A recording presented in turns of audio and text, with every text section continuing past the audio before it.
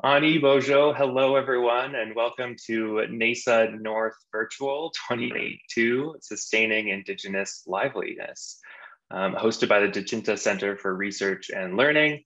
Miigwech to Leanne Simpson and the whole Dechinta crew for inviting me to assemble this panel on Northern Indigenous fashion and resurgence. My name is Riley Kuchrin, and I'm joining from my ancestral homelands of Beegdegong Nishnabeg on the northern shores of Lake Superior, but not as far north as some of our participants joining us this morning. I'm a new-ish assistant professor in fashion at the Creative School at the newly renamed Toronto Metropolitan University. My teaching about fashion history, theory, management, and work with designers has led me to the argument that Indigenous fashion is decolonizing. It's this beautiful, resurgent constellation of creative talent and relationships to land and each other. So I'm so excited to be joined by a wealth of creative talent, Indigenous brilliance here at this panel. Rather than reading everyone's bios, we're going to go around and everyone will get a chance to introduce themselves. But I do encourage you to check out those bios online at dechinta.ca/NAISA virtual. Find these designers online, follow, like, shop, whatever you can do to join them and join this conversation. So perhaps everyone could give a little wave to start first. We have Jean Marshall. Hi, Jean. We have Krista. We have Vashti, Natasha, and Kaylin. And I will throw it over to them to introduce themselves. So Jean, hello. Bonjour, Riley. Nice to be here today. Jean Nadijnakas. Mayangan and Dodam, Kitchenameka Sabik and Donji, Nemki Waju and Dijata, Nugam. So my name is Jean Marshall. I'm from the Wolf Clan and I come from Big Trout Lake, Ontario. And I presently reside along the shores of Lake Superior, Gitchigaming on Fort William First Nation. Super happy to be here today. I'll just let you know a little bit about myself as we, before we get into the panels. I'm an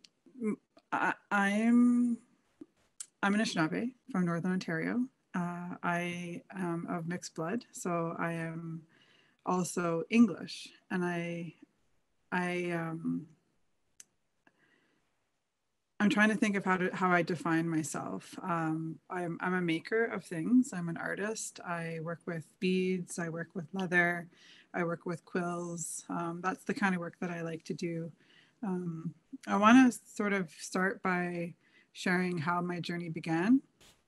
I think it began as a young person, as a child, and it was very subliminal. It was just my surroundings were my aunties doing beadwork. So my mom has many sisters and they all do beadwork. And my mom taught me how to do beadwork, but it was always kind of around and I never really picked it up until I was in my late 20s.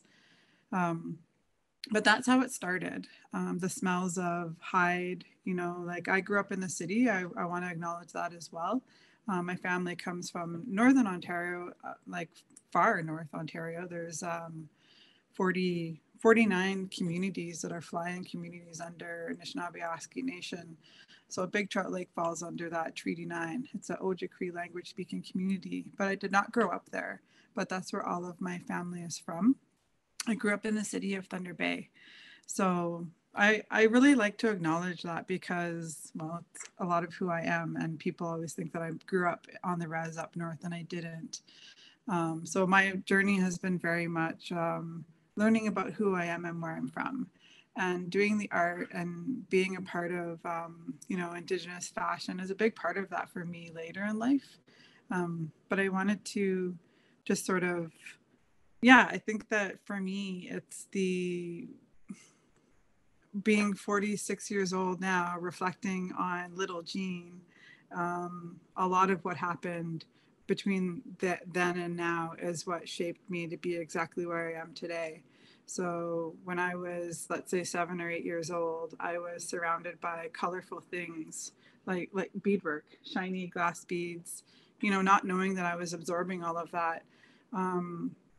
without realizing later in life that it would actually be the thing that actually saved my life.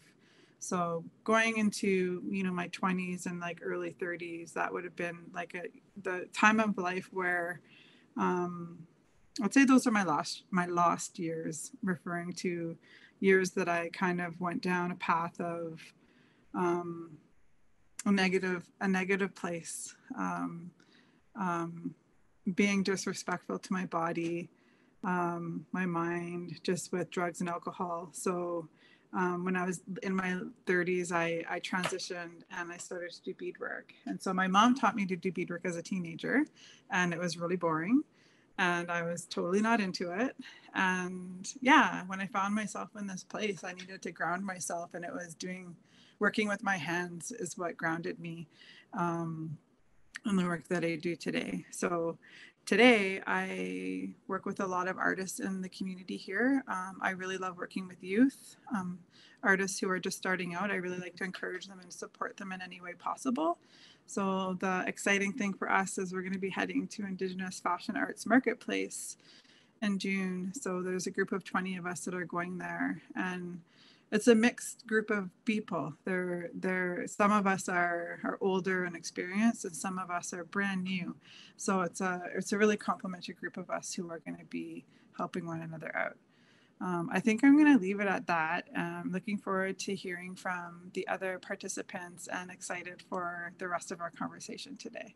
Miigwech Bizendaoya, and thank you for listening. Miigwech so much, Jean, for that wonderful introduction. Such a good way to get us started, open and honest. I realized I hadn't been sharing my screen. So let me just show viewers, if you don't mind, some of your work super quickly, just because you had sent that photo. And I also wanted, this is too funny, this is a part of my introduction, didn't say, I wanted to start us off with a photo of the sunrise, since we're all in our mornings here enjoying our teas. So this is my Big Tagong Anishinaabe territory and my partner. And I always just love seeing photos of territories. And this is our title, Northern Indigenous Fashion and Resurgence. So just Jean, just to throw some of your work for viewers. Do you want to briefly speak to this piece, or do you want to save this for later? No, I can speak to it now. I just, I was a little bit nervous there, and I almost choked and didn't know what to say at all. So I'm glad I went first, got out of the way. But this is very briefly one of my most recent works. That's a part of the Mackenzie Art Gallery in Regina. And it's a moose on moose hide. So the significance with this piece is that it's my first ever hide that I worked on pretty much on my own. There's always lots of hands helping out with the work, but I did it with the confidence of knowing what I was doing through the whole duration. So it was a really special piece for me. And when you see it in person, you can see I have a long way to go. Lots of learning going on here, but it's about my relationship with food and with the moose, and how this work is healing myself and healing our community. Amazing. And you mentioned so many themes that I think we'll pick up in this conversation about healing, about how fashion is just so much a part of our lives. Like, I loved how situated it was for you and family. Like, it was, it's almost like it wasn't an option, right? It was just, it's around you, and that, I don't know, it's really interesting to me to see the differences of how people come to fashion, and yours was so beautiful. So I'll send it over to, I believe, Krista, are you next up here? Yeah. And I have some photos up here. You can tell me to go back and forth, or as you see fit, but take it away. Iya, kaya namik. Uluyoyo nga. Nuna po mi perok sakto nga. Igluligak chung mildo. Kangit sinang mildo. Mana o kalupto nga. Nuna kakakto ni. Nuna nga ni Squamish masquam slayo tooth. Nuna nga ni. Kulayo ba nga tagpaniti daw yun na kama. Kaya namik. Thank you for having me. I am Krista Uluyuk Zawatsky. I am from Nunavut on the western shore of Hudson Bay, from Rankin Inlet and Igluligaktuk, or Chesterfield Inlet. I am a PhD candidate at Carleton University right now, but I am a Inuk curator.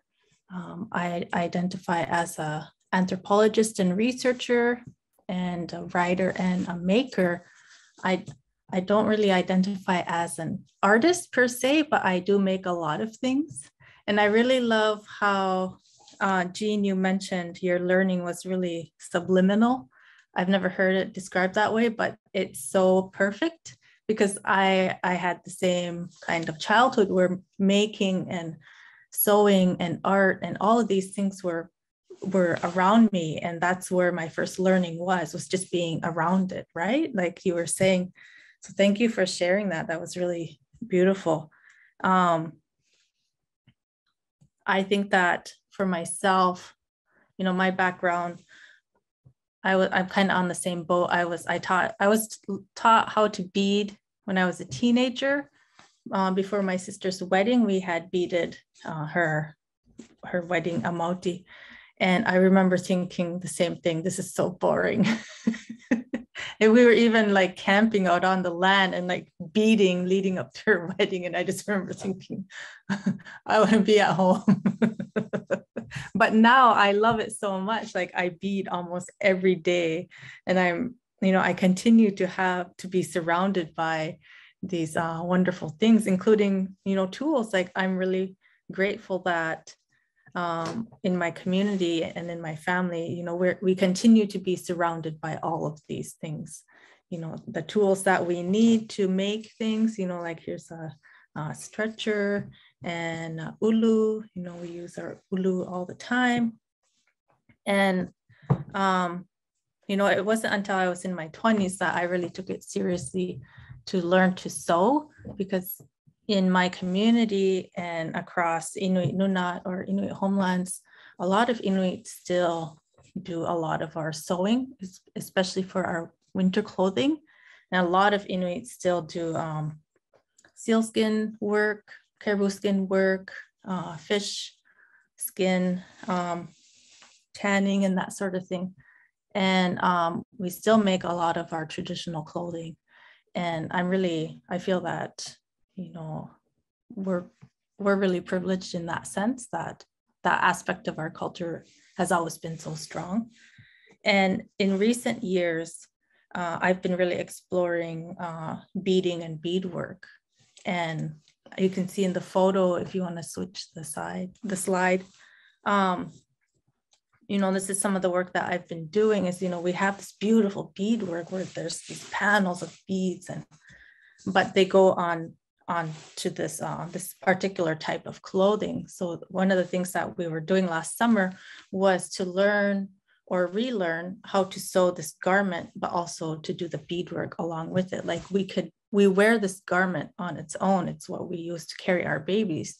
But so that was part of the work, but we took it a step further, and we were like exploring and learning how to do this beadwork that not a lot of women do today. There are women that still do it, but it's not, when you think about it, women in Nunavut still sew almost every day, and this type of clothing that we make, but it's not everyone that does the beadwork and this type of art.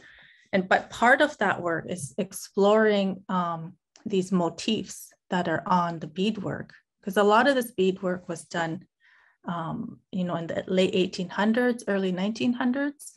And so being able to access archival material and old photographs or old garments themselves in collections or in people's homes has been a lot of fun. And it's been helping us or giving us, we've been working together as groups of women. It's really impacting us on an individual level. It like brings us this sense of identity and pride, or it really fosters our sense of identity. I know that some of the women expressed that during the time that we were learning to sew and bead with our teachers and elders. But it was also a time to just hang out and get to know each other. And I think that's one of the powerful things about making and art, is that it brings people together and it really opens up the atmosphere in that sense. And so I feel like this is a really great panel for us I'm really excited to hear more about everyone else and your work. So I'll pass it on. Thank you. Thank you so much. Yeah, and incredible. And I love how there's almost like a reclamation of those archival materials. It's, you know, those things might have been taken from us in auspicious ways, and there's colonial layers there, but this like reclaiming and getting it to think about ourselves and to remake things, and the process of being together in those spaces is really where the magic comes from. Whether it's like, you know, around a garment or around a beading circle, it's always that being together. That's the beautiful part. Vashti, it's so nice to see you again. Can I turn it over to you?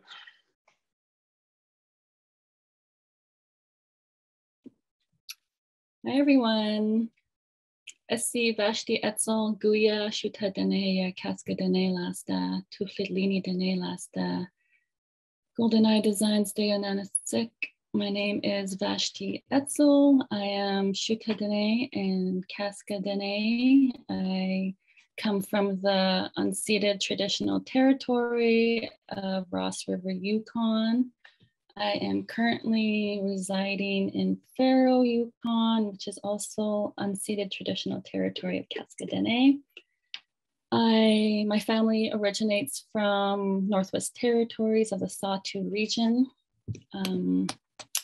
So I create Indigenous wearable art and statement jewelry. The pieces I create are a way to honor my late grandmother, Eva Etzel, and a way for me to carry on her legacy, as her life was short-lived due to the impacts of residential school and a lot of a way for me to transfer my healing energy has been, my art has been an outlet for that. So I do advocate mental health, and a part of that, I do enjoy working with Indigenous communities and teaching workshops that influence passing on those traditions and that knowledge. I've been working with various Indigenous women and men from the northern communities and involving them in photo shoots.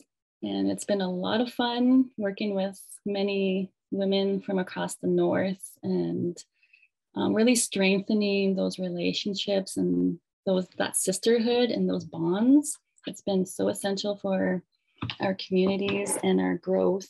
And I find that after a photo shoot, everyone's just glowing, and they talk about how it's been a boost for their confidence and empowerment. And it's been a great way just to really embrace our identities. I guess I could talk about how I started sewing. I'm sorry, I was getting distracted by the photos there. So yeah, I started sewing when I became a mother 8 years ago. I started sewing things for my firstborn son. My grandmother had passed away. Usually she's the one who sewed all of these very beautiful moccasins and vests for our family. And so nobody really carried on those traditions. And I found myself as a stay-at-home mother really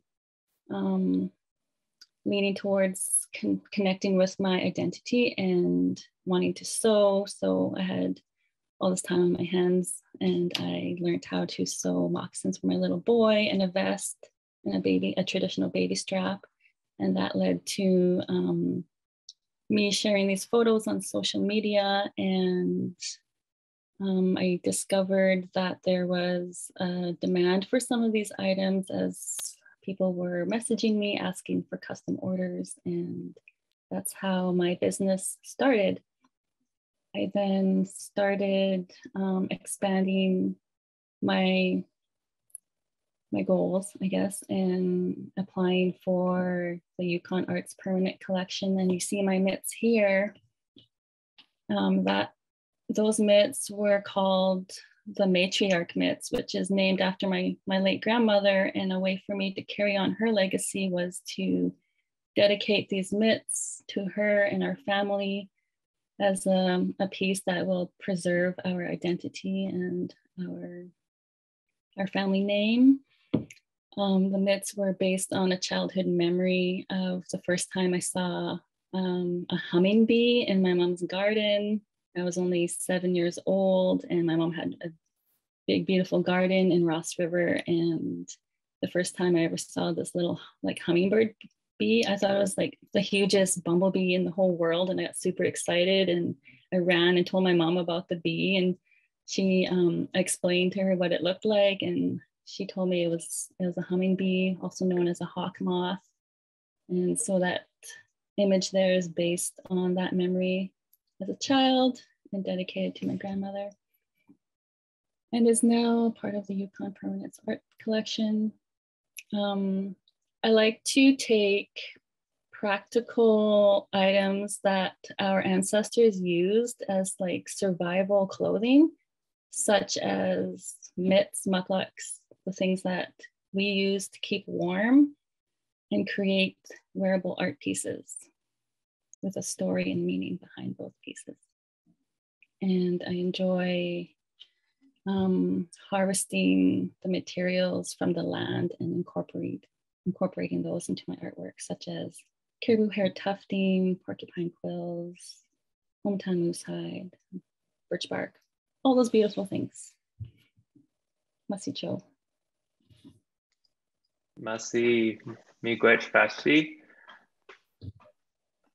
More just incredible family relations. And for sure, I'd love to reconnect and chat more about the harvesting and the land-based practices that you and others on the panel are engaging in.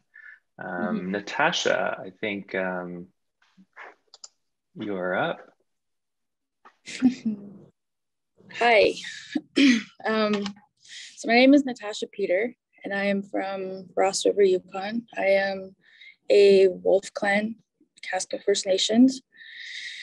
Can you hear me okay? Okay, perfect.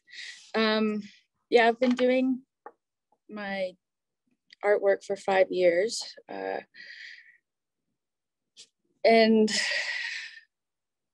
sorry, I'm kind of nervous here. So my artwork is kind of a modern twist of the Casca tradition artwork with the modern now style, I guess.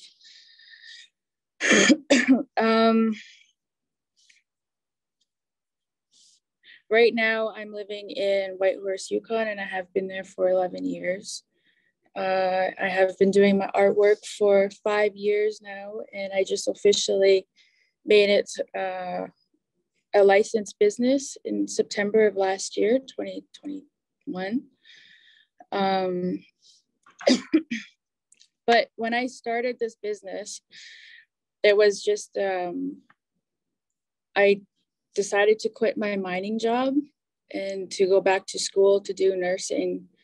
And I remember when I was growing up, my grandma, who had 12 children, she would used to sew a lot of like moccasins and stuff. And she said that she would sell them for extra money to help pay for like just essentials like food and fuel and stuff while my grandpa was out trapping and whatever. And she said the little money that she made helped a lot.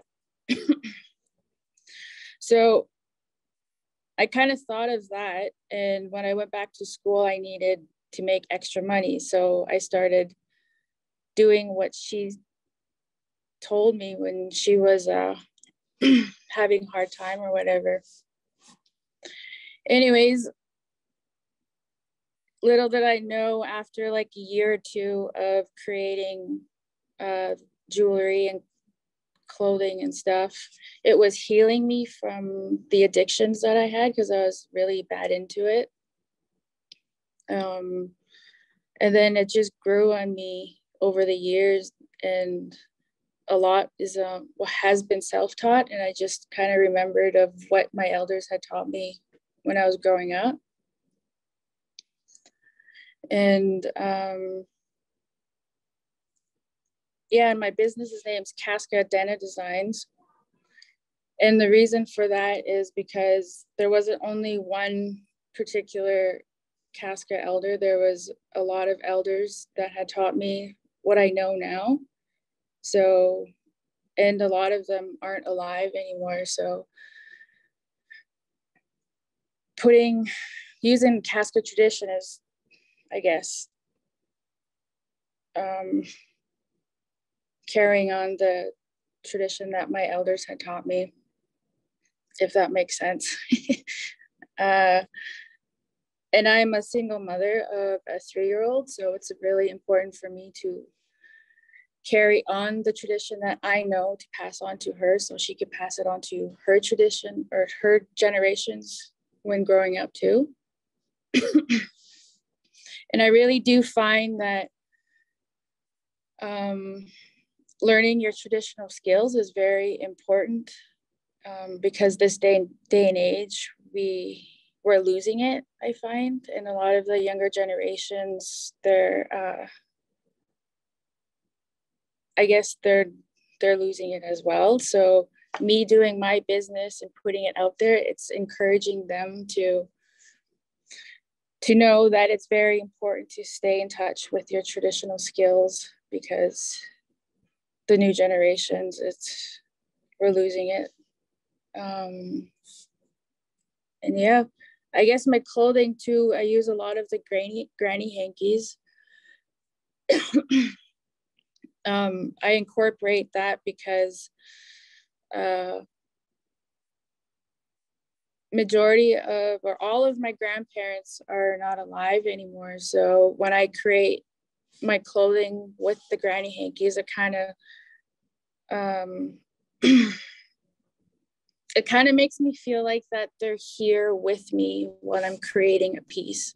And it's like the closest I could get to them when they're not here on this earth anymore. So I use a lot of the granny hankies. And lately, for the past couple of months, I've been like super busy creating a bunch of clothing line for a current fashion show that I'm going to be attending tomorrow. I'm here in Edmonton, Alberta, and I just traveled from Whitehorse. So I'll be attending my first fashion show here in Alberta, and I'm going to be posting it all over social media. And yeah, I'm pretty excited about that. And this dress here that's showing, that was on the Juno Awards. Yeah, so I'm pretty excited about that.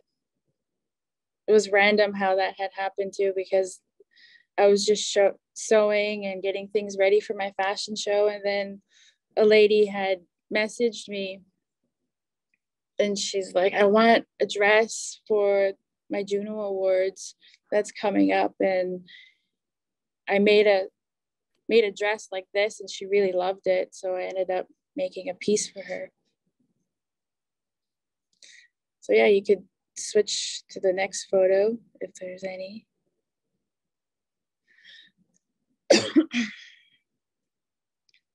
Is there any other photos? Oh, just those two. Okay, so I think I got all of it. Thank you.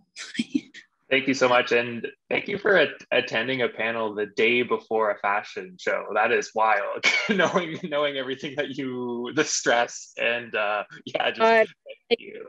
Totally winging this whole thing. So I'm kind of like all over the place. Hopefully I'm kind of like on ball, or if you guys can understand. No, totally. There's so much of your story that resonated, and no, I'm so glad you're here to join in on this conversation. I think one thing I'll pick up maybe at the end of the panel is the business aspect, and Vashti, I heard that coming through with you as well, which is interesting because you do need to put food on the table and pay your bills. So how do Indigenous artists, designers handle the business side of it to make sure that they can do the good work that Indigenous design really does? So the business of it is something I'm curious in, but we can get to that later. Go ahead, yeah. I find that Vashti and I have a lot of similarities in our business, because I do a lot of harvesting as well. And a lot of the pieces, the statements and clothing that I make has a story of my upbringing and stuff. I like to connect the story to some of the statement pieces that I make. So. Yeah, Natasha and I come from the same community. So a lot of our morals and traditions and our values they align with each other, and we are creating like a sisterhood bond. So that's really, really cool, and also inspiring our members in the community. And we have support from our hometown, which is amazing. It is amazing. And I'm so happy that you're ending this with me. Yeah, me too. And I would say that's a very Indigenous model. Like the mainstream fashion industry is very individualistic. Like it's about you and your business. And so like collaborative, cooperative models like that is really interesting to me. How can we work together and form those really good relations? And we're not like in competition with each other, because we have the same goals. It's providing for community, for families, for communities, bringing back the language, like all of that good stuff. So really, really interesting. Yes. Kaylin, let's throw it over to you. Hi, I'm Kaylin Baker.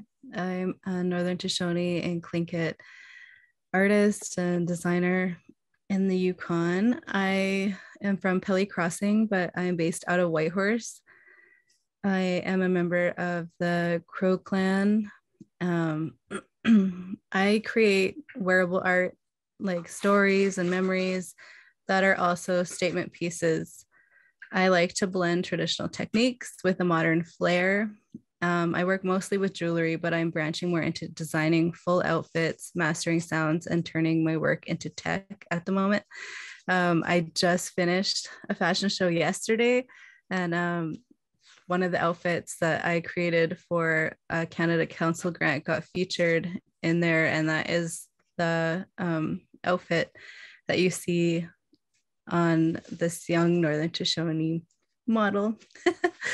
It was so special to have like a sneak peek of what I've been working on like all last year and this year so far, shown in my traditional territory and on like all Northern Shoshone models and like youth on top of that. And it was just really special, and I was so happy to be able to showcase that with my community there. And I also didn't realize it was a judged event, and I ended up winning first place. So that was really a nice surprise on top of that. So I grew up in Alaska, actually, but I was born in Whitehorse, and I didn't move home until I was in 10th grade. And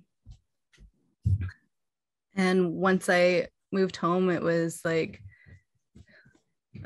like realizing as I grew older, all this beauty that was around me, and like wanting to kind of like showcase that somehow. And one of those ways ended up being through beadwork. I didn't I beaded when I was really young, and then I didn't start again until I think 2014. I was aiming to get my friend actually to help me make my daughter's regalia.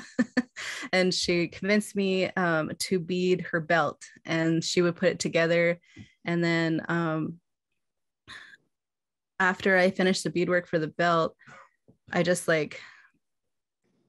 I was so empowered, just like seeing that this work that I finished myself, and I was looking at it, and I ended up beading the rest of the beadwork for her regalia. And then with my auntie's help, I actually ended up putting it all together. So I created this like full outfit for her, and it was just like really special to see that like what I was capable of.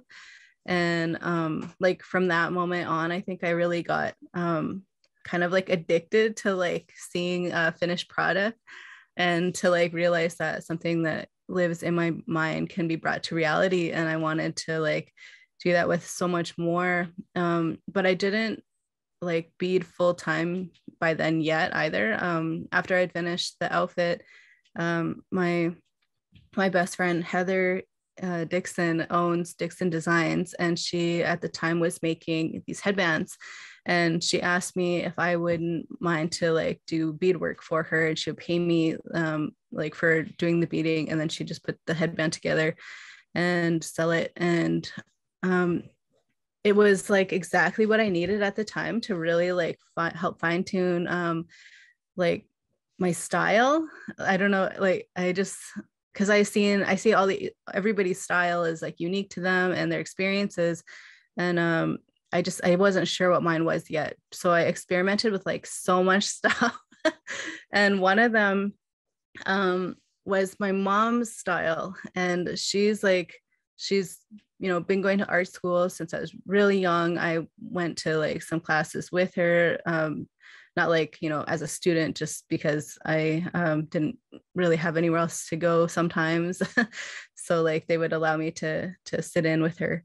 So it was like crazy how much stuff you absorb, like when you're young, and then it applies later in life. So it ended up being like that, like with a few different classes that she was doing. But my mom, how she beads is like she will do like everything perfect and uniform and colors and everything, and then all of a sudden there's just this like random pop of like big beads and like different colors, and it doesn't match. And like it used to drive me nuts when I was younger, but then I started asking her why she did that, and then she was like, I just I don't know, I was bored and I didn't want to do that anymore, so I want to do this, and I like this big bead, so I just thought I'd add the big bead. And I was like, what?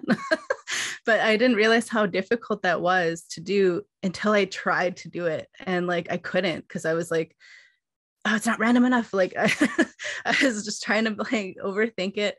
And she just like purely beads through like exactly how she feels in the moment. And like we are both very spontaneous people, so it's kind of like made sense to try to like show that in a way that made sense to me though.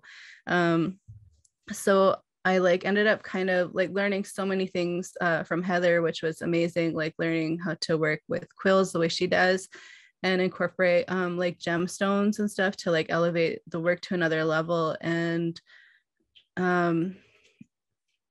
like just kind of blending that with like this like spontaneous like beading style that my mom like inspired me to like really kind of marry the two. And I came up with this like idea where I would think about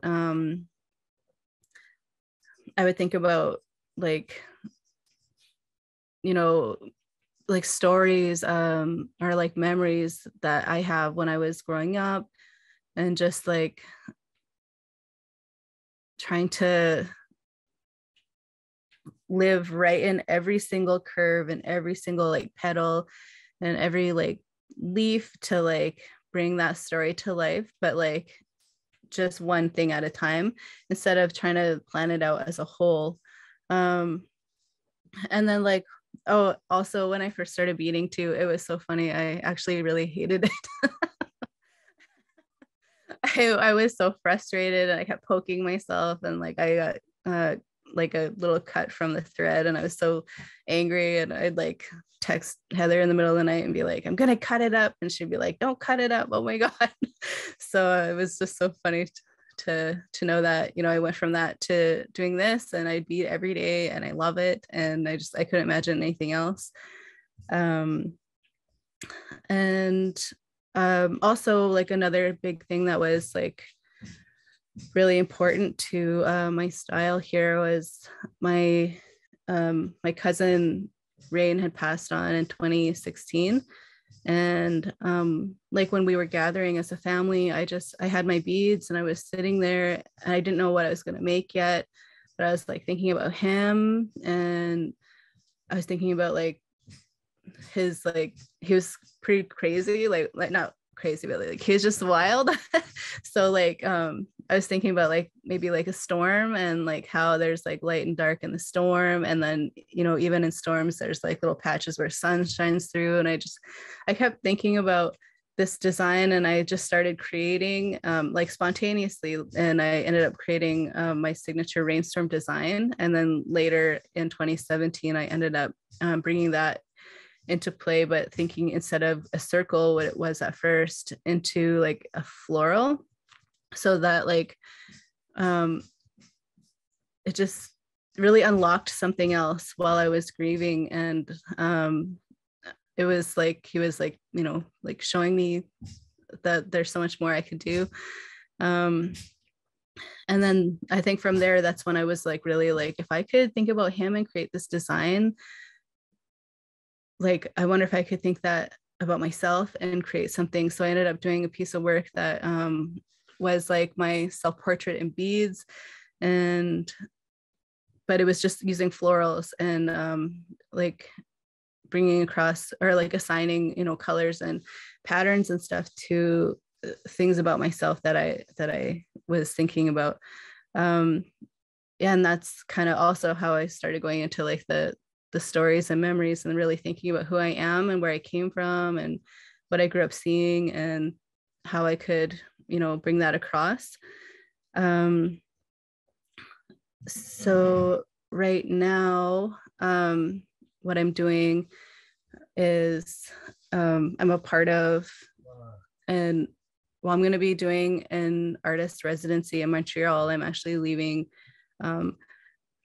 on Sunday morning, like really early, and we're going to be learning how to, well, I'm going to be learning how to turn my beadwork into a tech, so like augmented reality in specific. And my idea is to take sorry my idea is to like make it so like my beadwork could be shown like across like the floor, like kind of thing, like maybe like Google Earth style, if you were like able to like go down there and really see like from the side, because I know that a lot of my work there's like different layers. So like when you look at it from the side, like there are things that pop up and like the tufting comes out, and there's like a really cool 3D you know, like element there that I'm really excited to try to like, you know, unlock it, because usually when I'm finished a piece, that's how I look at it, like from that level, just because it kind of reminds me of a landscape. And we really brought that idea like and combined it with the augmented reality, so I'm really excited to see where that goes. Yeah, also my my great grandma was Angela Sidney, and she was famous for storytelling, so I'm really happy to be able to do that like in my own way, and also, you know, make my ancestors proud, as well as my living grandparents who also beaded, and make my grandma on my mom's side proud, who is a residential school survivor. Yeah, just show my kids that they can follow their dreams and do what, you know, what they want. They just have to really apply themselves, and it's all possible.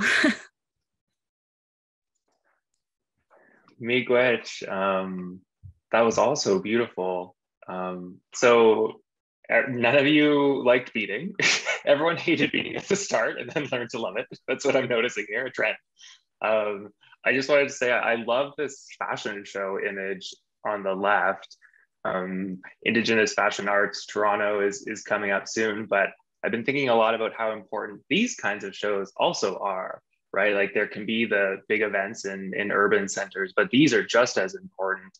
And I think a few of you have touched on what it does to put on clothing or, you know, be in a photo shoot. And there's such this like boost of energy and celebration that comes with those in community showcases of fashion, which I really love. And again, this other theme of healing, I think, is really prevalent in your story and everyone's. And I wonder if that's where we want to start.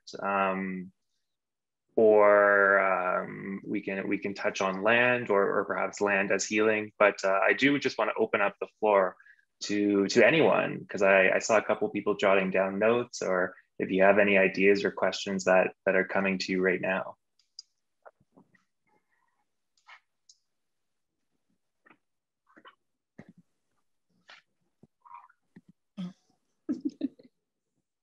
Can we just go? Yeah, Jean, sorry, I was pointing to you, but I guess you can't see me pointing to you. I just want to say, like, I'm not much of a Zoom gal, but I have to say that I'm loving this Zoom with each of you. Something has resonated in all of the conversations. So I'm also not much of a note jotter, but I did keep some notes this time. We have so much in common, it's insane. But one of the things that I was excited about a few things, because actually I tend to forget about the things that I've done in the past. And I forgot that I worked with Nuit Blanche with Julie Nagum a couple years ago, and we did because COVID was happening, they did this huge, they worked with a whole bunch of artists, and they did the VR, or the virtual reality, or the AR VA. I don't know what you call it, Natasha. I think you were talking about that. You're going to Montreal, right? To do that. I think that was Natasha that was saying that. I think that was Kaylin. Oh, was that okay? Sorry, I'm going to mix up wrong. Apologies. It's okay. But I sent Riley an image of it was just so cool, because we were able to interact with everyone's artwork. So it was just the most fascinating thing for me, to take our beadwork, which is always on something, and it's usually on something that's functional and practical. And usually you're gifting it to someone because you spent so much time on it, you put so much love into it and care, and usually it's a gift or something special, right? But it's really neat to all of a sudden they took an image of my beadwork. I had no idea what they were going to do with it. Julie just said, we just need an image of your beadwork, and I was like, okay. So I just like fired her off, sent her an email of a beadwork I did, and then I forgot about it. And then a couple of weeks later, they sent me an image and this program, and you could do it through your phone or your computer. There was like two options, like the Android and something else. So you could click on it, and then it just like she was saying, like you'll be able to see the levels of her tufting and the beadwork. And I think that's going to be fascinating, and I cannot wait to see what happens with your residency in Montreal. I think you can visit the Nuit Blanche site and interact with those artworks still at this point. I think you can. I sent a picture to Riley on your email if you wanted to bring it up. But my boyfriend, we live right on the water here, right out, 10 feet away. The water's right there. And he did it. He interacted with the program. And then my beadwork was all across the surface of the lake. It was wild. So people actually thought that I did an art installation on the water, and that I used noodles, those like swimming noodles, those plastic noodles, or those styrofoam things that you swim with. I don't know, maybe I'm off. They're these foam things that we call noodles, and they thought I cut those up and put them in the water. It was pretty epic.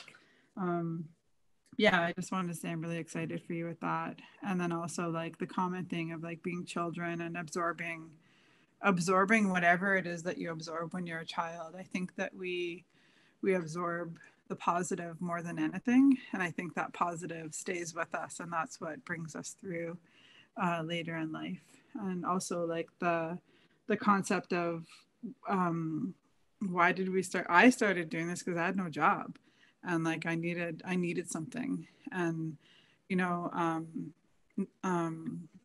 can't see names on. I can't see anyone from here, so I'm sorry, but I think it was Kaylin who was speaking about like needing to do something, and that the bread and butter, like being able to make some money to get by.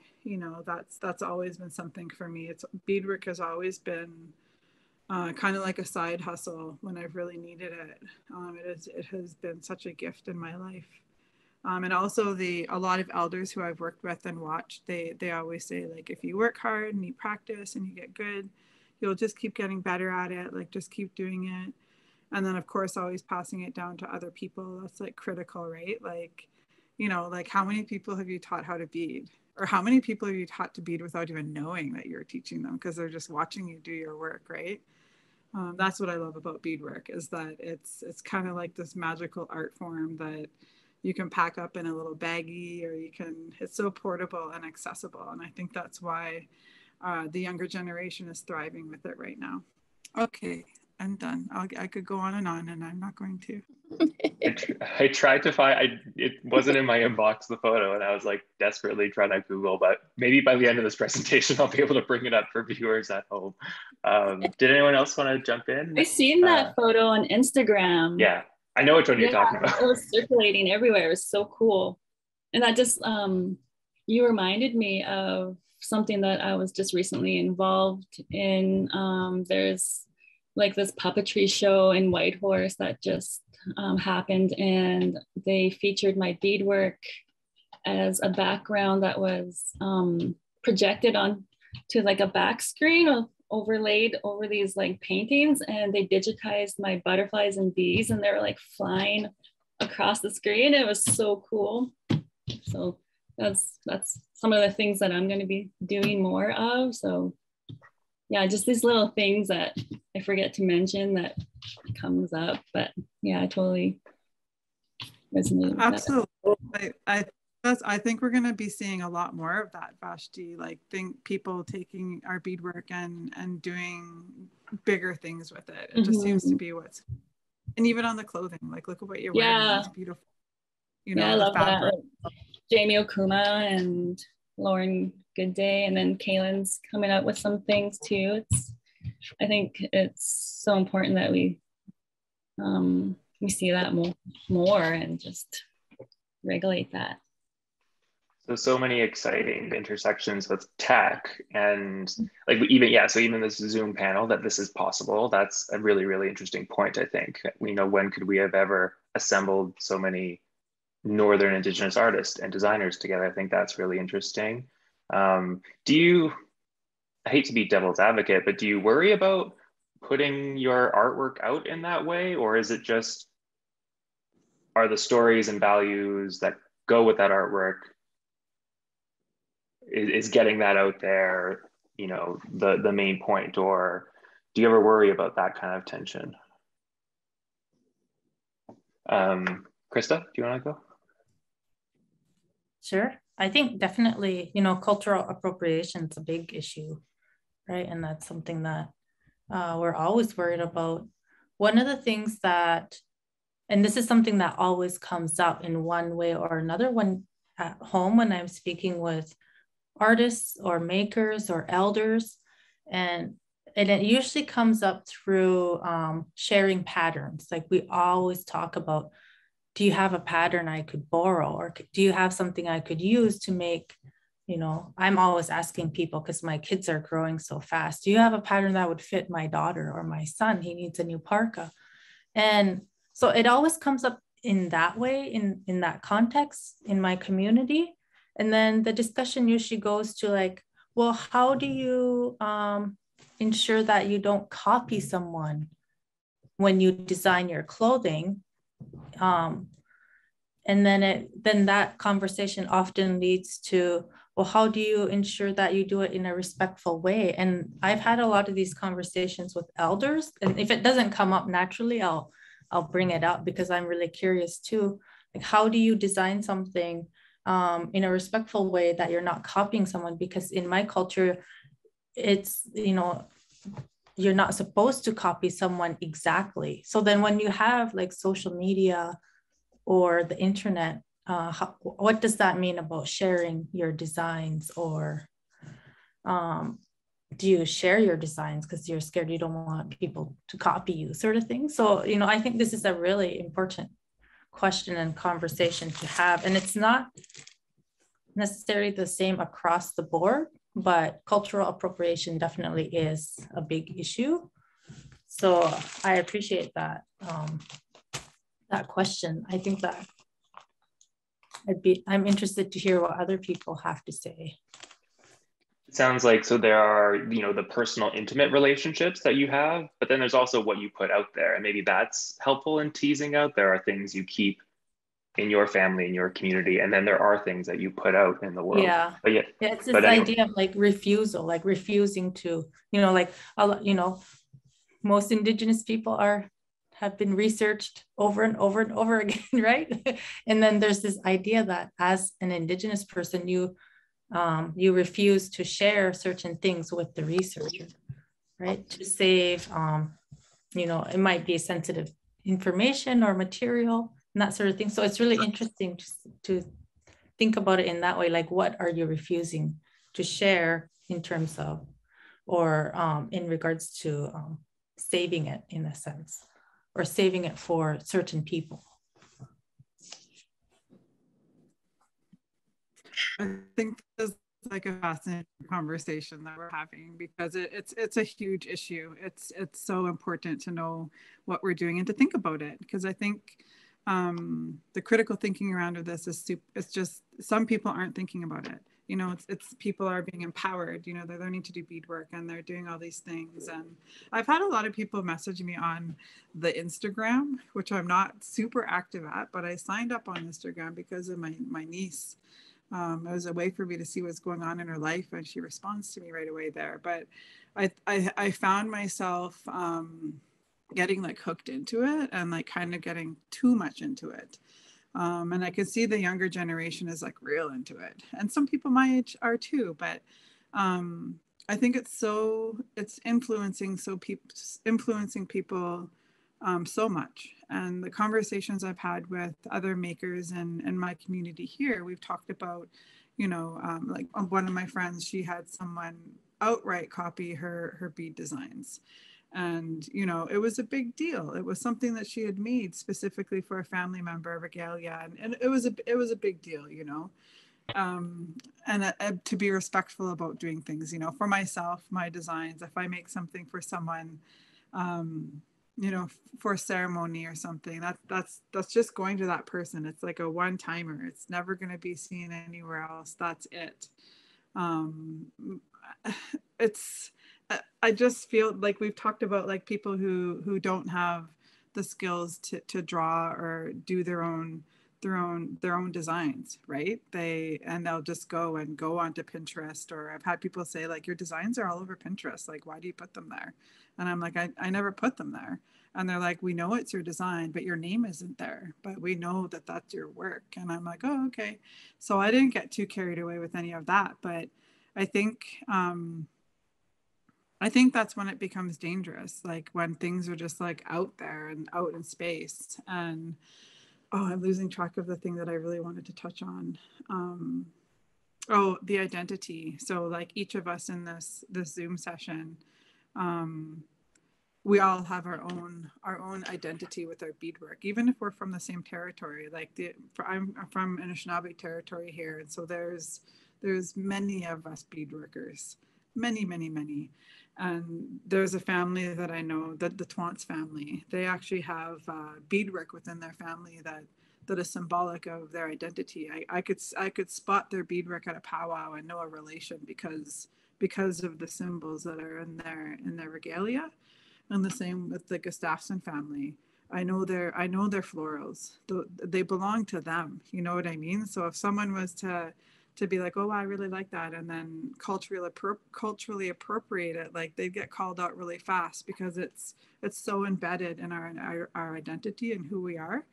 And for myself, I come from a long line of beadworkers. Everyone does their own thing, but I don't specifically have traditional things that have been passed down to me. Like all my aunties have given me their patterns and stuff, and we simply acknowledge one another. If I make something with their patterns, I'll always acknowledge, this is my Auntie Isabel's pattern, this is my Auntie Joyce's pattern. But the cultural appropriation thing is it's big. It's a big thing going on right now. What's everyone else think?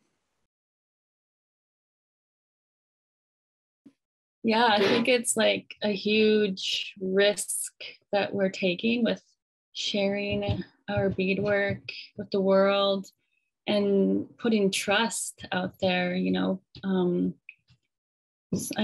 like a few of us on this panel, we've had our work replicated, and we've had, I've had a few instances where 2 non-Indigenous people copied my work.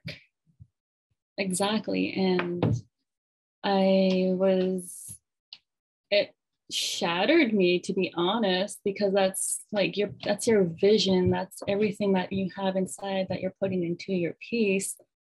And to have someone take that and copy it and claim it as their own, and it didn't make me feel good at all. I didn't know how to approach the situation. I didn't want to come off as like an aggressive, mean person, because that's not who I am. But I am protective of my work and my identity, and what I do is how I preserve that with great honor. And so when that did happen, I just didn't have the energy to deal with it, because it just was so emotionally draining. But I did have my entire community stand up and approach this person and tell them, that's not right. You can't be doing that. You can't be selling, you're not Indigenous. You can't be selling Indigenous inspired artwork. And this person was benefiting from that. So it's a huge risk that we're taking. But like you said, the social media and like Instagram community, there's a strong beadwork community. We're all supporting each other. We're all standing up for each other. So when we recognize something like that happening, we will approach somebody and say, this is not right. And that's how we educate others and ourselves on certain situations like that. I love that kind of community protection aspect of that, that you're looking out for each other and spotting. And because, again, it's like an example of pooling our resources. You might not have individual resources to hire a lawyer to, send someone to try and get your designs back. But if everyone is, keeping an eye out on the beading world, I think that's one really kind of beautiful component of the community, especially because with social media, I grew up when the internet was becoming a thing, and it was stranger danger, right? It's like whatever you put out there, you never know where it will go. And yeah, sure enough, it winds up on platforms that you're not even on, because it's so easy to copy images. So yeah, I think that's a nice kind of lesson for any Indigenous youth or young entrepreneurs, designers here with us, just to be careful about what you're putting out there, because even though there's benefits of this online world, there are dangers, and I think it's the lack of relationships, right? Because you don't know that family history. You think it's just a product, or it's just a look. You don't know how deeply spiritual and important it is, because you don't have that physical relation to really understand what it is that you're taking. Yeah. On that note, I just wanted to say, so like there was an instance for me where my sister had saved up like a whole pile of money, and she wanted to buy me something really special. And so she got these earrings, and they were made with like seal skin, and it just like, it looked like a Native person made it,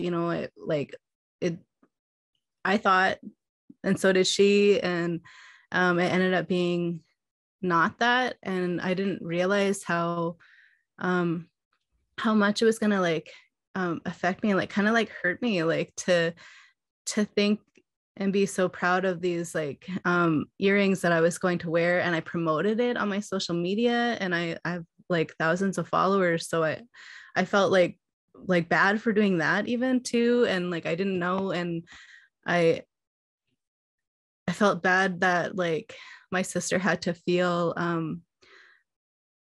like shame for like buying that and gifting it to me. And then like I just felt so awful. Like I ended up approaching the shop owner, and I was like saying like I don't agree with you,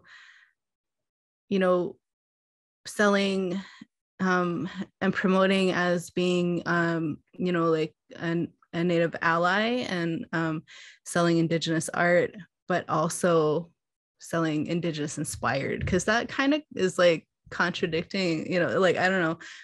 So I'm usually pretty, I guess, like quiet on this subject, just because like I know that there's some like instances with like people that I know who have been like adopted or something, like where I'm not really sure how to approach it or how to say, and I don't want to like hurt like feelings, and I don't want them to think different about me as a person. And I know like there's like I do have strong opinions on it, but there are,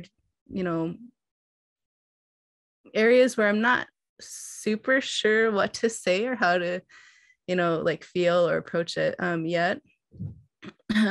But I just, I definitely know that like that whole situation with those earrings, it was awful. And then I just like really was more conscious, I think, of like maybe looking into it a little bit more when I'm like purchasing or what, gifting and stuff. And like I also have been copied like color for color, everything. And it is like a huge risk to, put yourself out there, especially like when you are like little pieces of you like basically are out in the world. These are like almost like little like children that we have, like and we just want to share it with people. We're so proud of like what we do, and like what it took for us to come to that spot, and for like that to be out there. It is kind of scary, but also at the same time, I wouldn't be where I am without doing that. So it's, yeah, I don't know. There's the good and the bad there, I guess. But yeah, I just I think that people maybe don't know or understand, like, that their actions could be hurtful and really impact people like that. And when they do things like that, it takes away from, actual Indigenous people who are doing, what we do and are putting ourselves out there. It's, yeah, I don't know.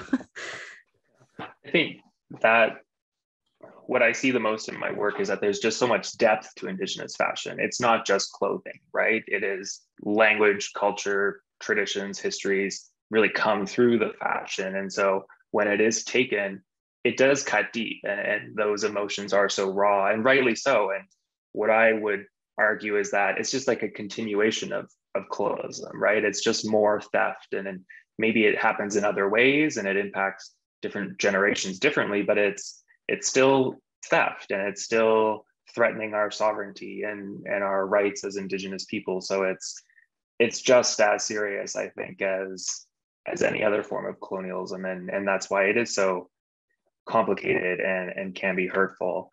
I think what I'd like to do is to shift to something that we love instead of something that we hate, this cultural appropriation.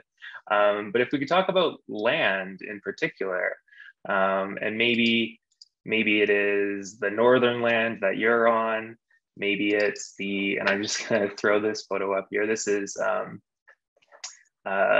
just outside Yellowknife when I visited Dechinta, Mackenzie Island, when I spent some time there. And maybe I just love looking at photos of land, so I'll put this up there. But how does land affect your work, or what gifts do you seek on the land? And I'm thinking about that. Natasha, do you want to jump in? Yeah. I find that being on the land is very therapeutic. It kind of opens up the inside of my creativity, I guess, and just seeing the natural nature of color. I remember when I was growing up, my grandparents, they would get their inspiration from lands like flowers and just the nature of color. So that's a lot of my work has to do with nature as well, and that's where I get my inspiration from. And it's like very peaceful out there, and it just awakens your soul and everything, compared to being like in town where it's like noisy, your phone's going off, TV, people yelling, people driving. Like, it's just, you can't really think and function properly when you're in that part of the world, I guess. And when you go out in the land, you just feel more at peace, and you can like collect yourself better, I find. Yeah, I think so. Other people mentioned beadwork as therapeutic, and you're making me think of like nature changes you, right? Like the air and seeing nature. Like there are, I'm not a scientist, but there are like physical reactions that come and with being in nature. Like also being First Nations, like our ancestors grew up on that, and so that's who we are. So having that part of us, or part of them inside of us, like, it's just very therapeutic. Like, there's like a long line of us being on the land and like finding who we are when we're there, you know.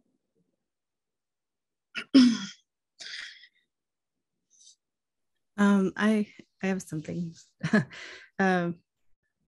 Like when I do my work and I finish larger pieces, I find that a lot of people comment on my colors and tell me that like they never seen so many colors in one piece, or like they don't know how to combine colors like that. And like for me, when I'm thinking about like, I could show you guys this piece I held up earlier.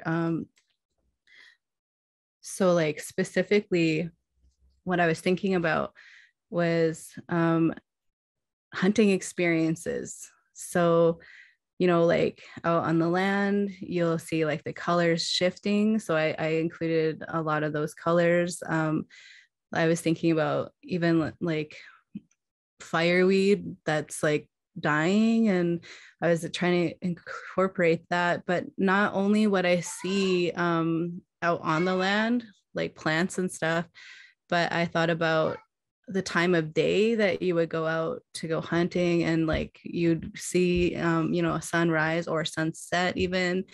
And you know, sometimes it's not fall, sometimes it could be, you know, like winter kind of still in spring, or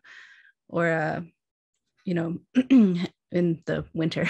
So I wanted to incorporate, you know, like frost colors and like ice. And I know like a lot of it, there's just like different bodies of water that you go to, and some of the leaves are green still. So I did incorporate a lot of greens. And I was thinking about, you know, animal stuff, like not only that, but like when you are like even like cutting meat and stuff, like what the colors of that is, and like the colors of fats. And so there was like a lot of stuff. And what I find is that when it is out in nature, it is blending perfectly. So like, why wouldn't that look, you know, amazing in what you're doing? And like, if you love seeing that and you just want to be like kind of like transported to that, that's what I think about when I create stuff. And I just kind of try to jam as many colors in as I can. And even like the stuff that I think maybe won't match, I kind of like to try to challenge myself to try to incorporate it anyway, and to try to make it match somehow, just, you know, like it would out on the land.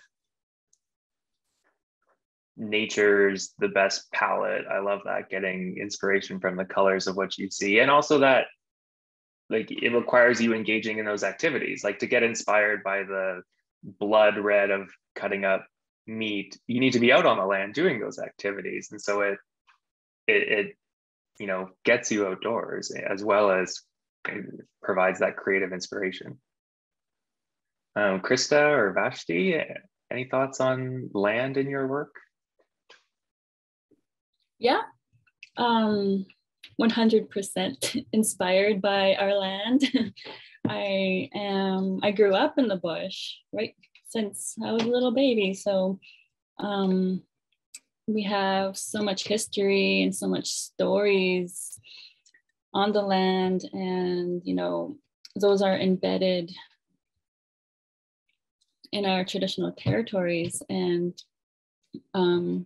that's who we are. We are the land. The land provides for us, right? The animals, the traditional plants, all of those very important, valued aspects that we incorporate into our daily lives. I'm very inspired by the land. A lot of the things that I create, like the Pussy Willow Bud earrings, for example, that I made, I created those and had such a crazy reaction on social media over that. I didn't realize like how it would connect with so many people on so many different levels.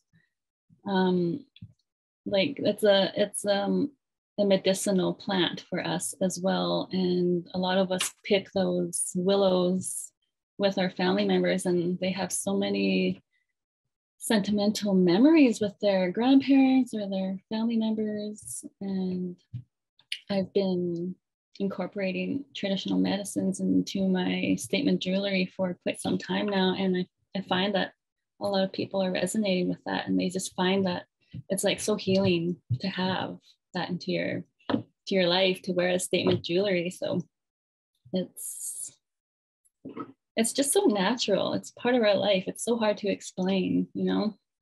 It's just who we are. Do you work with several like harvesters, or like to get your materials?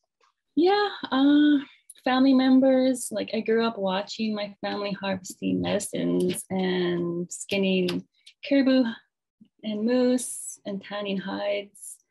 I'm just in the learning process of tanning hides right now. I just attended a hide camp that my friend Robin McLeod was hosting on Casca territory. I wish I would have got to be there longer, because I went there and I did not want to leave. It was just like so therapeutic being there and having the elders involved, and like youth. There was people of all ages and people from all over the territory that would show up and attend. I particularly like to harvest materials with my little boys.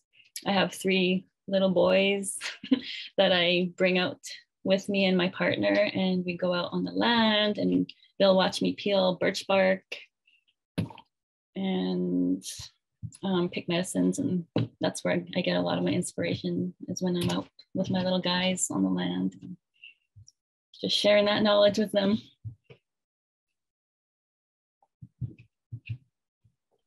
I'm actually wearing Vashti's earrings right now.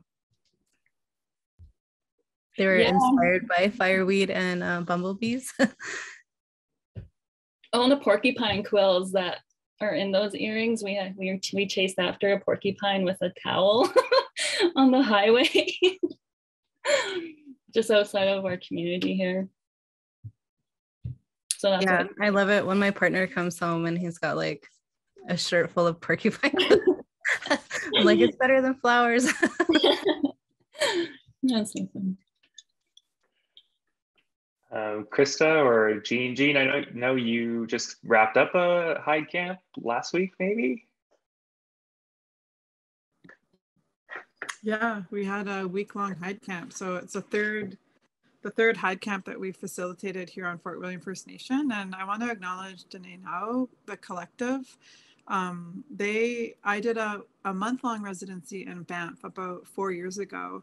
And I had the privilege of working with the late Judy Lafferty and her sister, Luciane Yakalela. So that was where my hide tanning journey physically began. I think my hide journey started, like I said, as a small child, smelling the aroma of the smoked hide on my grandfather and my grandmother, who was a hide tanner, all these things, and then, it just didn't come until I was ready and needed to. So that residency happened, and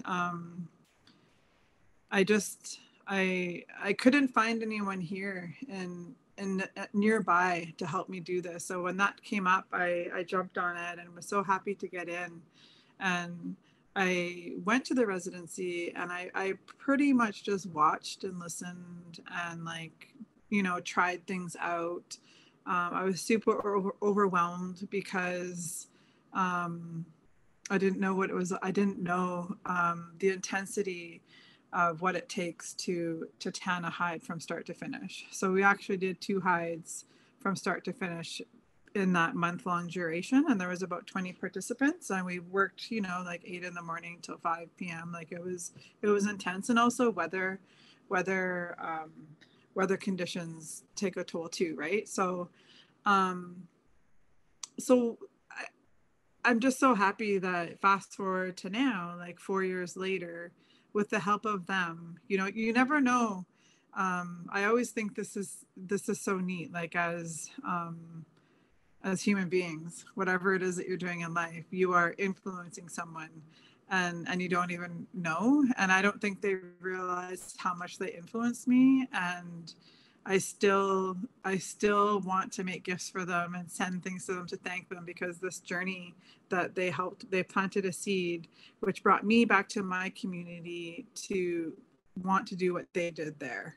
So they gifted me that knowledge, and then I brought it back here, which resulted in me finding hide tanners within the area, knowledge keepers, people who have experience, to help me create a team of people. So we just had the 3rd hide camp, and it was the most successful one that we've had. There was lots of children there. There was lots of elders. There was lots of cooking of traditional foods. That's a really big thing for me, and the art that I do is food, and just the state of the world right now and what we're putting into our bodies. Like, I know the majority of you are from far north. I live in an urban center.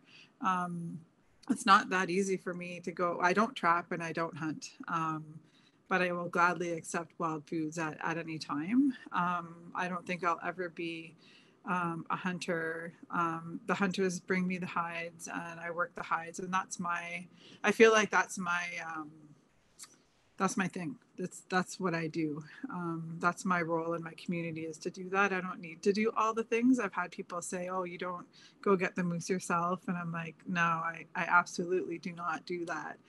I'm happy to be the caretaker of the hide and honor it in this way, because I think it's absolutely healing, and in ways that are just the hide camp that just happened, just the things that I witnessed within this small community that we have here. It brought people to life. It brought people back home. You know, I flew my mom in from Lethbridge, Alberta, to come join us, and she kept saying that all week. My mom's a language speaker, and so she came and she kept coming back to that, back home. She's like, this feels like I'm coming home. And I think that's what hide camps provide to our people. But here, I'm speaking here because I know you ladies are from the far north, and from what I hear, your culture is really strong and your language is really strong, and the hide work has always been happening. You know, to be of your generation and to have experienced being around that work happening, that didn't happen here. It actually stopped. So we still have generations like my Gokum's generation, you know, they're all 80s, 90s, 100. They did the work, but it stopped. So my mom, who's in her 70s, she didn't see that in her time. So we didn't see it in our time. But when we have these hide camps, what I love about it the most is that sense of home, the sense of bonding as a community. And it gives people a sense of purpose, no matter who you are. You don't even have to be doing any of the work. You could just be sitting there sharing a story with someone. You could just be having a laugh and enjoying some food. It's not really all about the end result of making leather. It's like everything that happens in between. And it's quite beautiful. It's kind of like I've forgotten that I'm a maker. Sometimes I forget that I love beadwork and I love quilling. Like those are my two things that I love to do. I'm kind of immersed in this relearning, reclaiming, revitalizing the act of high tanning, because I really believe that this is going to be what heals our communities. So I was mentioning earlier that I come from Anishinaabe Nation. So like the Anishinaabe people are just like all other Indigenous nations. Like we are of the land. We wouldn't exist if it wasn't for the land and the water. And like our duties and responsibilities are just to advocate for it and fight for it. And I think our subtle way of expressing ourselves through these art forms, you know, like each of you has shared beautifully about what you do and reflected on what it means for you. And with these like statement jewelry, I'd never heard that before. So I think I'm going to start calling my jewelry statement jewelry, because we actually all have a lot to say. And sometimes our work goes out into the world without all that story with it, but we know what it is, and that energy is carried with it. Of course, you know, and I think that energy goes where it goes. But I'm just loving hearing what everyone has to say that goes along with their work. I wanted to just say, like, you know, we are of the land, and without it, we're nothing. But I wanted to share, like, with my work that it's super colorful, and some people are like, you're crazy with your colors. I'm like, I grew up just with a pencil and pen drawing on paper, never had any color. And then all of a sudden I started beading, and it was an opportunity for me to express myself. So I see my beadwork as a direct response to my relationship to the land and the water. And it's super amplified because that's what I'm getting when I get out there. It's just like this explosion of like excitement. And like, I'm not really that much of an excitable person. Like if you meet me, like I am how I am, but you know, like my work speaks for itself. That's how I like to think about it. I'm not that great about talking about my art. If someone just asks me, I'm like, I don't know. I like to think that it speaks for itself. But I wanted to just share one little thing about like my journey and my relationship with the land and like with harvesting. We harvested Namapin, which is a ginger plant, so wild ginger. And I learned that there's approximately 300 shades of green. So what I found was, before I started developing a relationship with the land, was when I went outside. And part of why this happened was because I would go outside, I'd be riding my bike, I'd be looking around, and I'd be like, I don't know anything. Like, I know absolutely nothing. I don't know the names of any of these plants. I don't know any of their purposes. I don't know them. And I just wanted to say hello to all of them. So I was introduced to Namapin, and I was shown where to find it. I was shown by an elder, Tom Chisel, how to harvest it, how to take care of it, how to clean it. And now when I go out into the forest, or if I go in an area where they live, it's just that green, just like that green is different than all the other greens. So I really love that. So of course I did a printmaking work. I made a skirt that had, you know, ginger all over it. And then I made a series of earrings that were just like ginger, because you kind of get inspired and kind of obsessed with whatever it is that you're immersed in that time. I just wanted to share that, because that was the beginning of a lot of really good things for my healing journey. Miigwech. Press the wrong button, but you came up anyway. Miigwech, Jean. Krista, I was wondering if you had any thoughts on land, and then, conscious of time, maybe one of the last questions would also be, do you have any thoughts on this, on being Northern? And I imagine, are there challenges, but also opportunities? It sounds like there's a closeness to land and culture, but also, you know, I worked with Vashti and Kaylin in the Entrepreneur Incubator, and, you know, like accessing those Southern markets, or like there are just realities of working in the North. So maybe if you have thoughts on the Northern components. But Krista, if you wanted to start. Sure. I'm just thinking about, gifts from the land. What comes to mind for me is, just the material itself, right? Like those obviously are gifts. And, but when I think about how the land inspires my work, and a lot of Inuit in their work is how the land brings people together. It connects people in a lot of ways. Like we go out traveling together, we go out camping together. And then, taking that one step further, what does that mean? That means, sharing stories. And that's what I love, what the land brings. I think that's one of the biggest gifts the land has for everyone, is bringing people together and then sharing stories, because of course stories are going to be told that are, elicited from the land. People always talk about when we traveled this route, in 1989, or, that sort of thing, or when your grandfather went through this way and we were doing this and that, I love hearing those stories. And then that, of course, gets incorporated into your work, into your beadwork, into your design work and sewing. And that's what I love the most about gifts from the land. For Inuit, a lot of our clothing design, our traditional clothing design is inspired by the land, and that's carried forward through our contemporary clothing as well. So there's also that long lineage of inspiration from the land.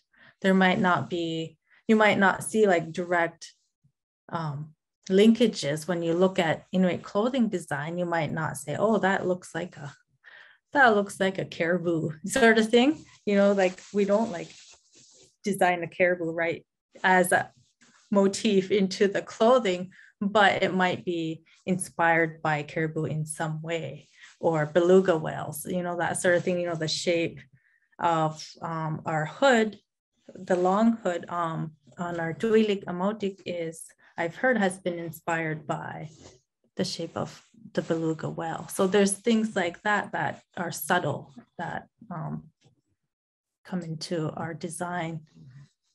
And going on to your next question, what are some of the challenges working in the North? I think, in Nunavut, in the setting in Nunavut, some of the biggest challenges is just, reaching that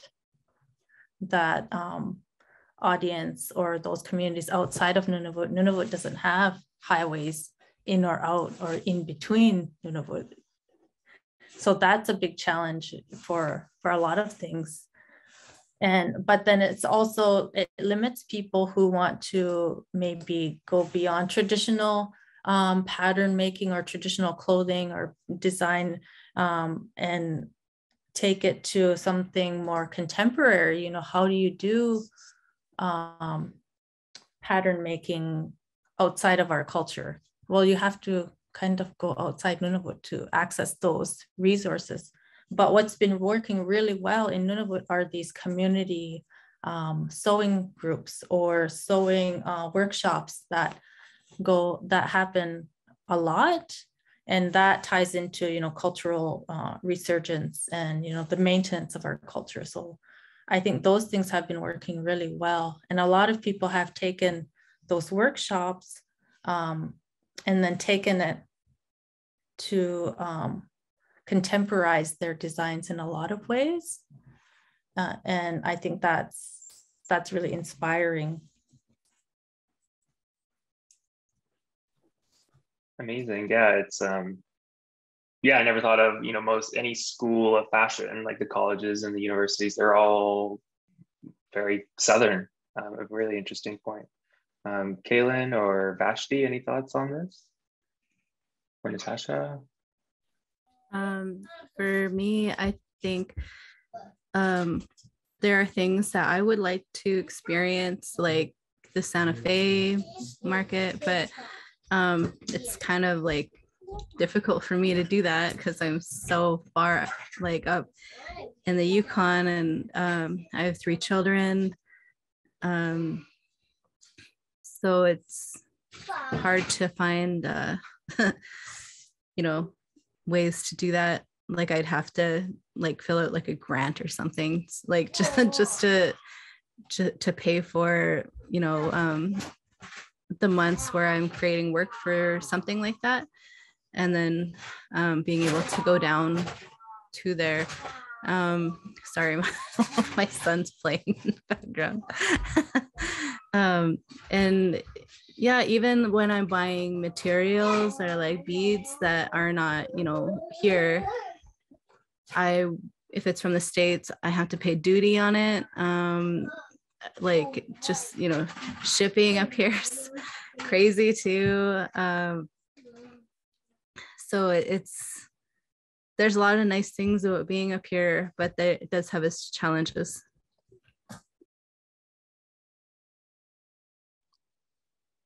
For my challenges, I find that they don't have fashion designs in Whitehorse, like fashion school, clothing and all of that. So to get that, you have to go to like down south, like here in Edmonton or in Vancouver. Because that was one thing that I wanted to do, is take up clothing, fashion designing. But I couldn't do it because I have a daughter and you have to move to attend school. And the other one is materials and stuff. Like we're very limited for materials and stores and all of that here in Whitehorse. A lot of times you have to order the proper materials and it takes like weeks to order or to wait for it. And you have to like put your project on the side. And I'm kind of a person where if I put my mind to something, I got to do it and finish it. Where if I'm missing a material, I have to put it aside, and it kind of like bothers me a lot. And just attending like other fashion shows you have to travel far for it to apply for grants, like Caitlin was saying. And yeah, it's just there's a lot of like pros and cons about living in the North for sure, but that's home for me, and I don't think I will leave. Right.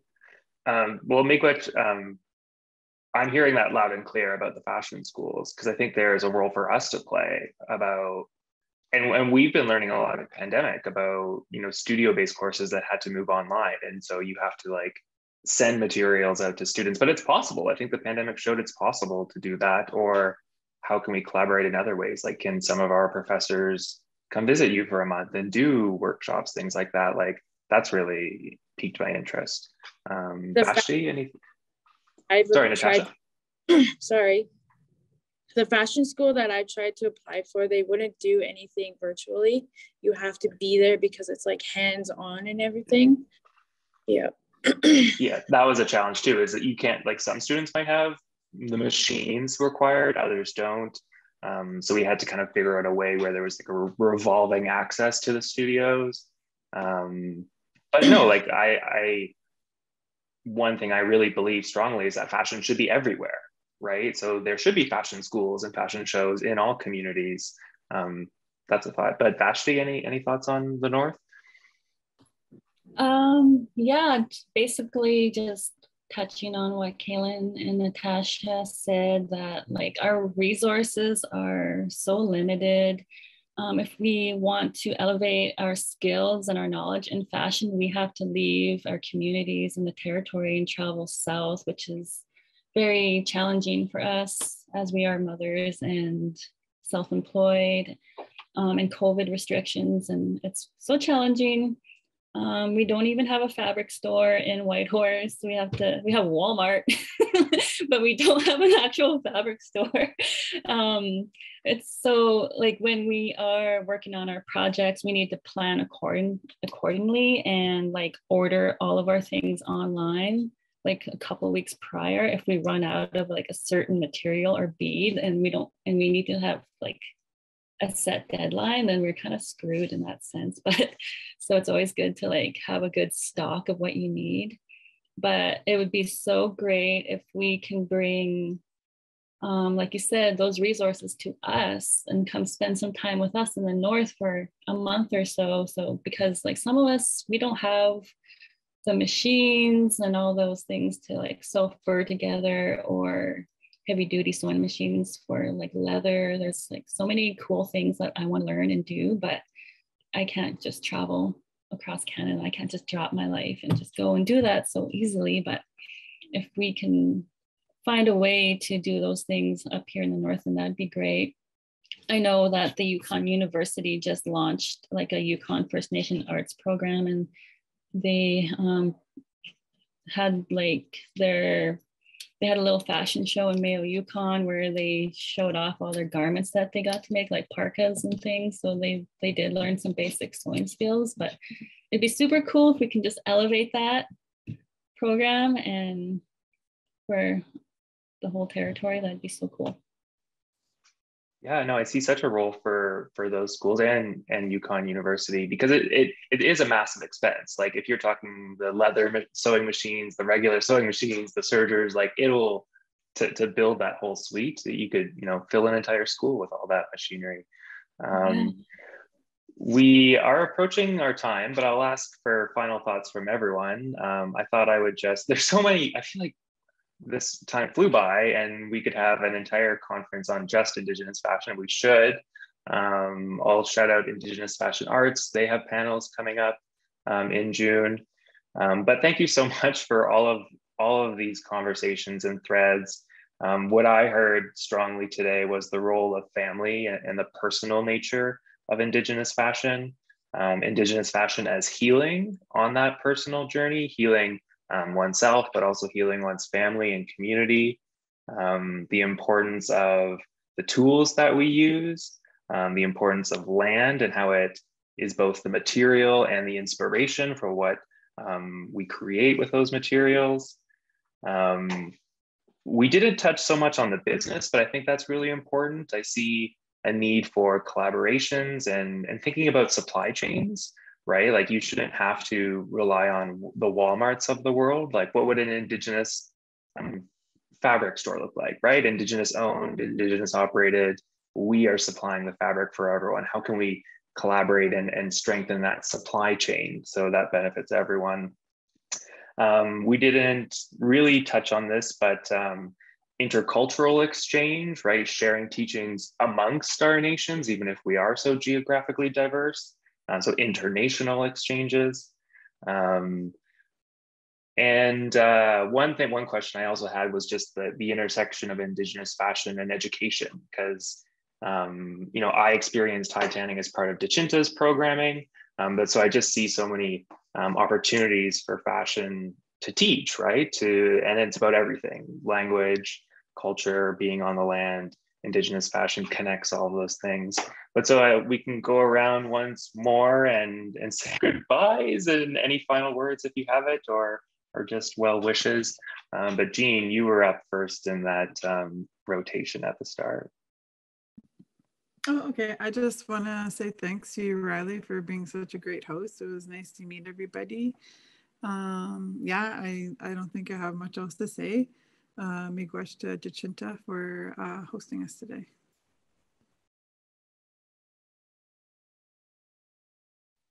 Krista? Yeah, thank you for bringing us together. This has been a really inspirational or inspiring conversation. So thank you all for sharing, and thank you to Dechinta also for hosting this. I really appreciate it. Yeah, Masicho, Sogasamla, Riley, and it's always such good medicine to speak with other women and artists. It's been so amazing. I'm kind of sad that we have to end right now. Hopefully we get another chance to chat again. Sogasamla, Riley, for this opportunity, and thank you, ladies, for sharing the background of your art. It's pretty cool to hear that we all have similarities and things in common of what we do. Yeah, just thank you for the opportunity and looking forward to hearing and seeing more of you guys' artwork.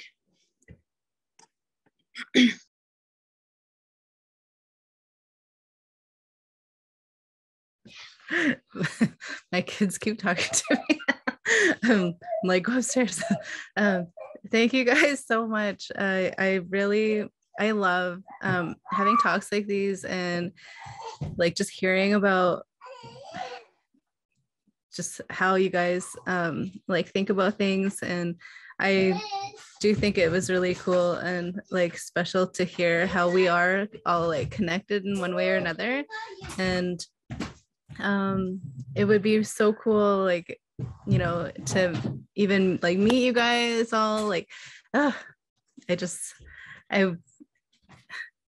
craving that person to person after all this COVID.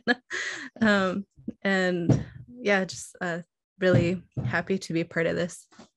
I think that's such a great idea, and how beautiful would it be for us to visit each other and host each other in our territories and build those relations. So any other quick shout outs? Indigenous Fashion Arts Toronto is in June. Krista, you mentioned the Arctic Arts Summit is next month. You're in a fashion show tomorrow, Natasha.